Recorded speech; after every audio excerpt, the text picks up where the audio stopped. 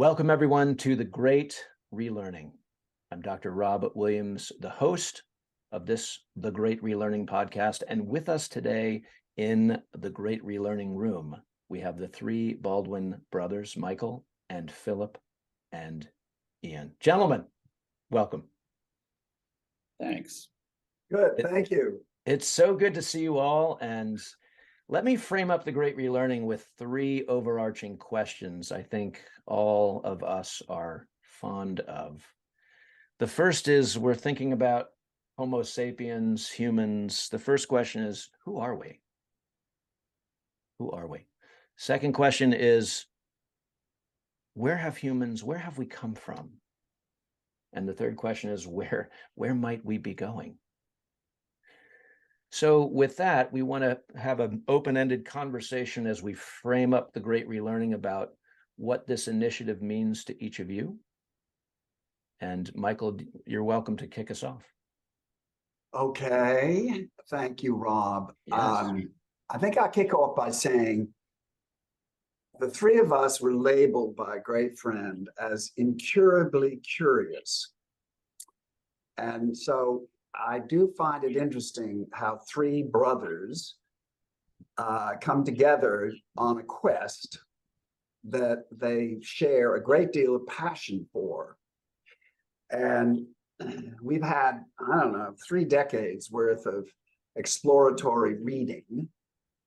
And I suppose it all began with the creation of the Marian Institute, which in the beginning was called the Hunch Bunch, where we thought there was more to, let's say, life than was evident or easy to understand. And in those days, we had 8 topics that we pursued with workshops and conferences, everything from health and healing to death and dying to indigenous traditions to business and transition, the paranormal, et cetera, et cetera. And that really was sort of a catalyst, maybe, or at least brought us together, because we met a great deal at these conferences and at these workshops. And each of us, I think, contributed quite a lot to the huge success of those workshops and conferences over the, well, I don't know, 10 plus years that we featured them.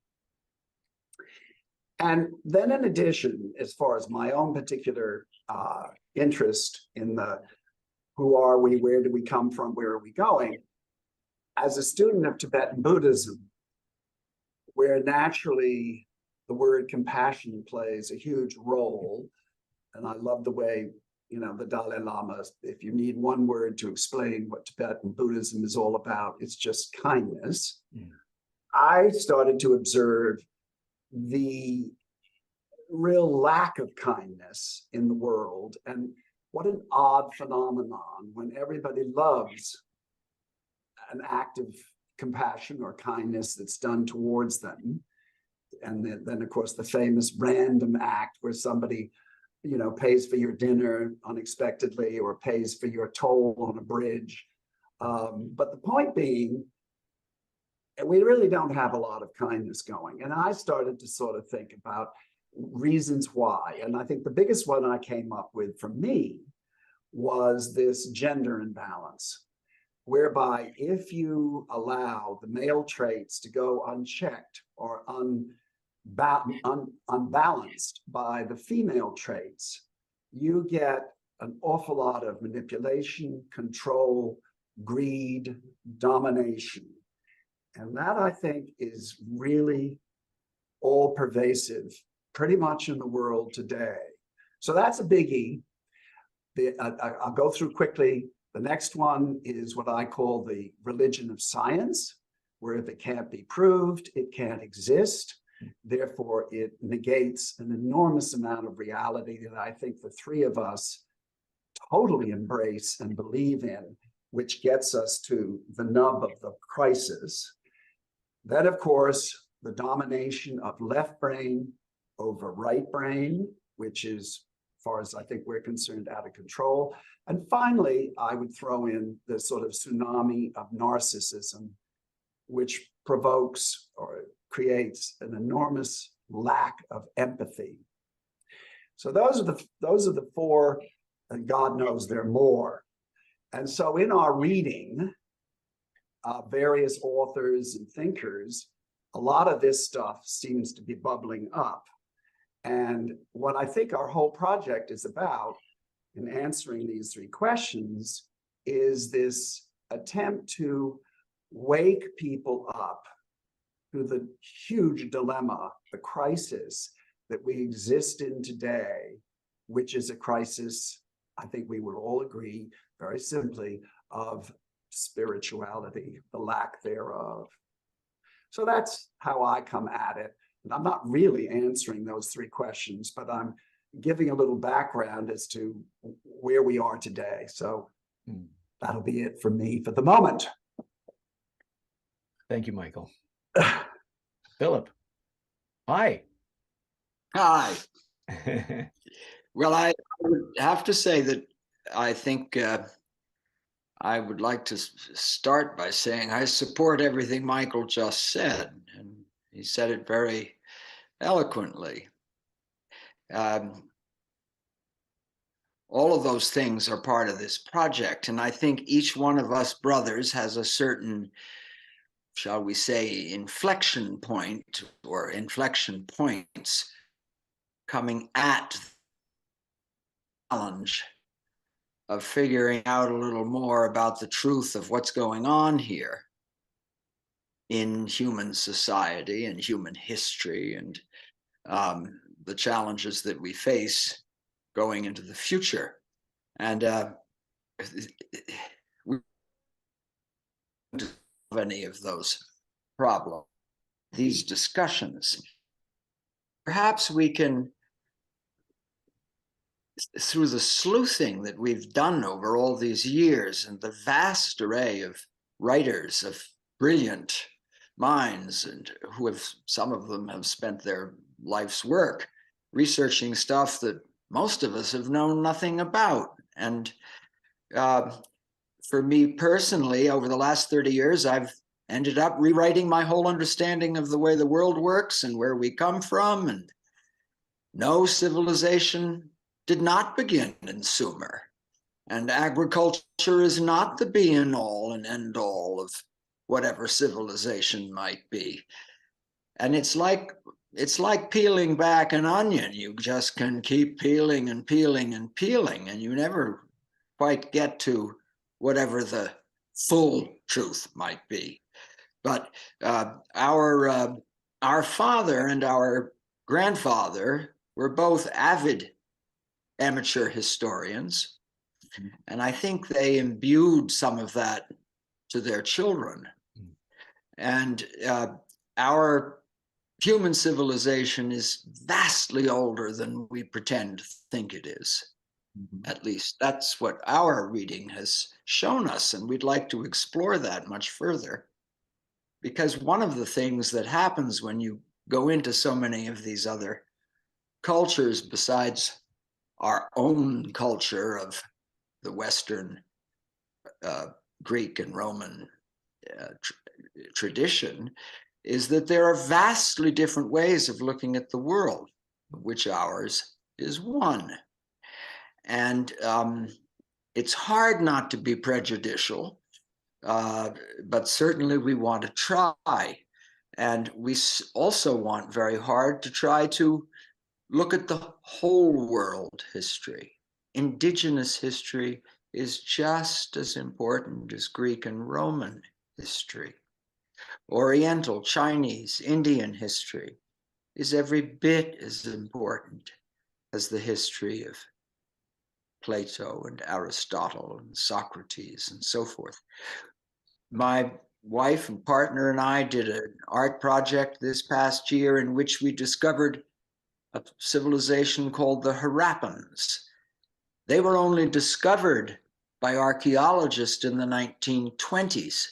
Everything that we've been able to learn about them says that they were a very egalitarian society, a highly advanced society, running at the same time as the Mesopotamians and the Egyptians, what does that mean? A society, a real civilization without hierarchy and priests, and it's a very surprising story. And you push that and you discover there are a lot of those. Mhm. And so I think that a big part of what we want to do is recalibrate our understanding of human history, going back, way back, possibly even back into the last last cycle of the Ice Age and earlier. And all of these things thread together. And the only last point I'd like to make is it is the contrast between all of our different societies in the world through which I think we might get clues to weave a better fabric. Because we've simply got to find a way going forward, if we're going to go forward, a way going forward that's desirable. And I think one of the problems we face today is we're asking ourselves, is the future staring at us desirable? And I think I've said probably more than enough. Mm. Good. Yeah, thank you, Philip. Ian. All right. Well, first I want to say that we have been involved for 30 years. And I find this collaboration that is very recent, very spontaneous, and happened, as the four of us know, just over the last 2 or 3 months. A very meaningful development. And we're using a medium that all of us have intense pro and con feelings about, but that medium is permitting us to do what we're doing. And the Marian Institute, which Michael and Margie founded 30 years ago, or roughly, is the sponsor. So I feel we're very fortunate in that, but that is also a point of continuity. Mm. Mm-hmm. I've been involved in the environment professionally and otherwise for 50 years. And so I have a tendency to be curmudgeon. A lot of water has gone under the dam and not much is new under the sun. But there are some things that are new.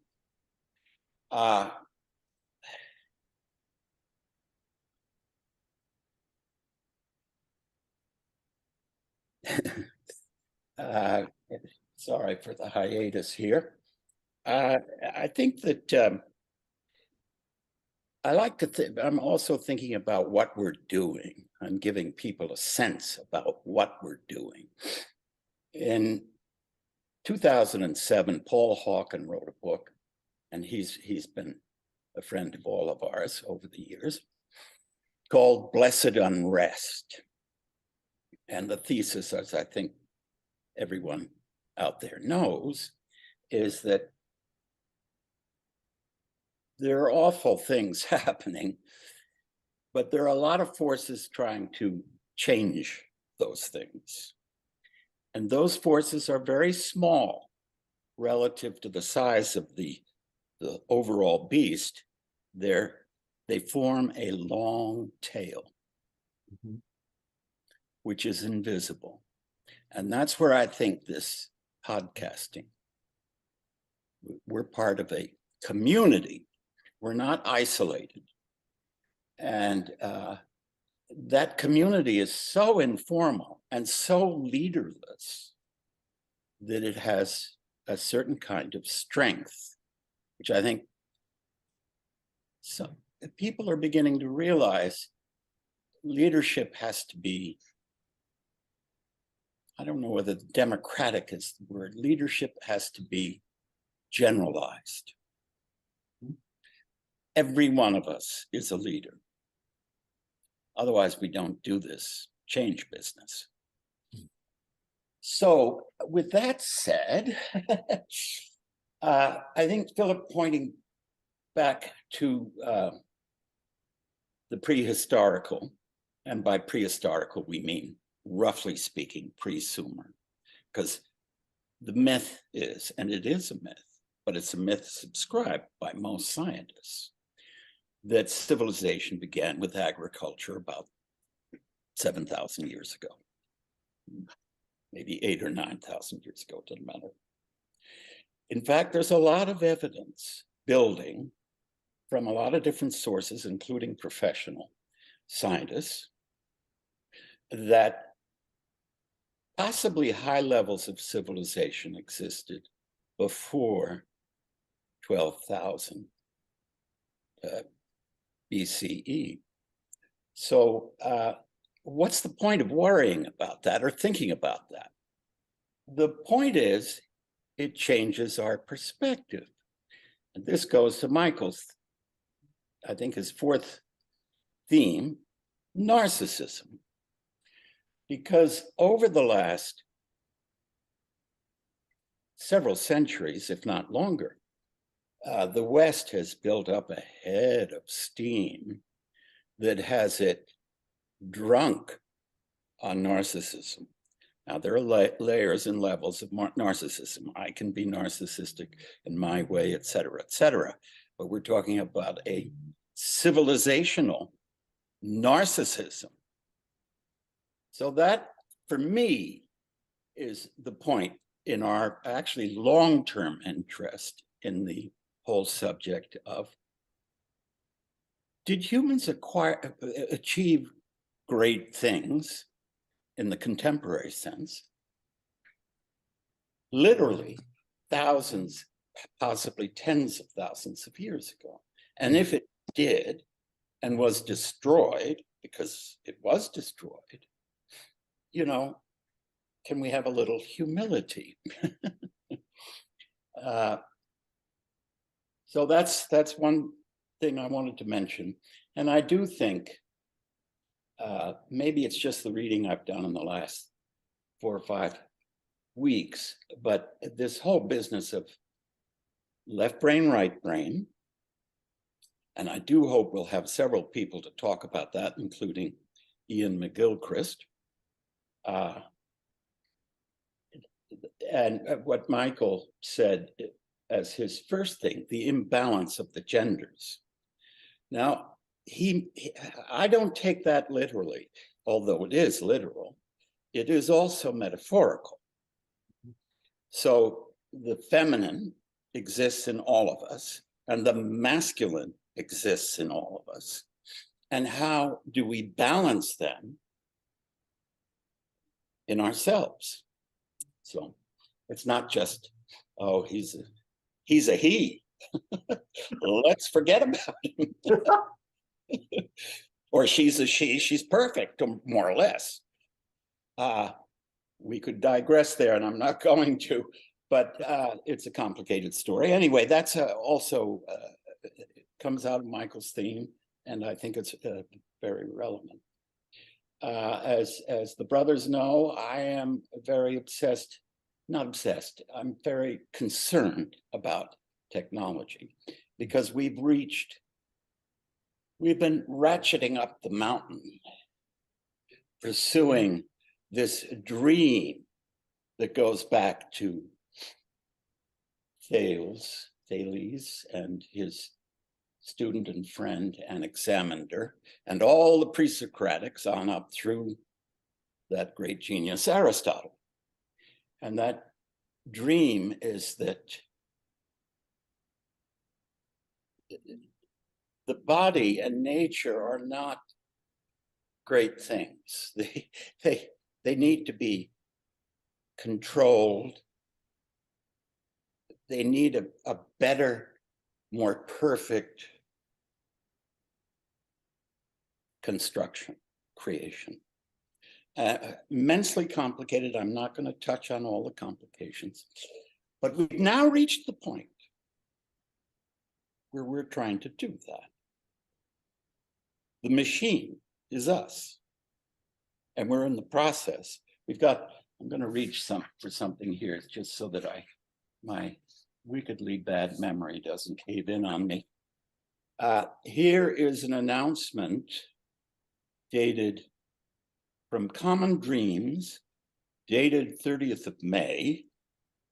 280 top dogs in the artificial intelligence world, 80 of them scientists, the rest just players, have said, whoa, let's take a pause here.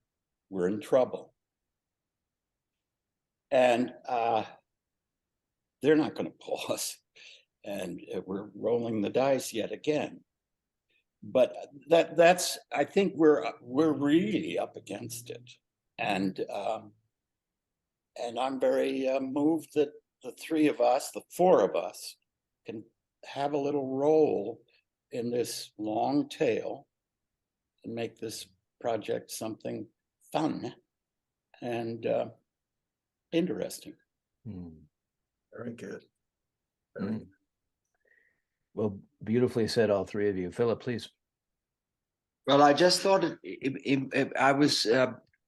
I'm not quite sure that Ian, I thought Ian was great. Obviously, it's important that we acknowledge each other. And it is marvelous how our perspectives complement one another a great deal of the time. One of the themes that Michael is often on about is the other side of the coin of kindness, which is cruelty. And